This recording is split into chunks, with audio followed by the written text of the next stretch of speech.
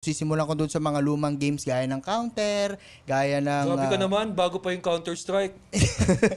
Hindi, yun yung kasi yung mga naabutan ko na. Sobrang tanda ko na. Nung college yun Counter-Strike. Sa ano pa nun, Netopia. Tapos naglalaban na gano'n, naglalaro. Doom, Counter-Strike, pati meron pang isa yung... Half-Life. Diablo. Duke Nukem. Pucha. Yung Half-Life, medyo bago-bago na yan eh. Later on na yun. World of Warcraft. 2, 3, naabutan ko yan. Yung World of Warcraft doon, naglalagay ka pa ng plates, building plates, bago ka makapagtayo ng building. Naiinip ako dyan sa larong ganyan. Ano ba laro mo? Gagawa ka ng base.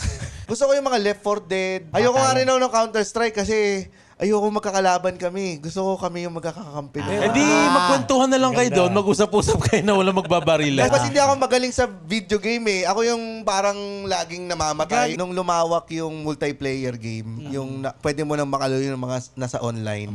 Doon dumami rin yung bano eh. Coming from you. Kaya nga eh, nakilala ko yung ibang bano na mas bano pa pala sa akin.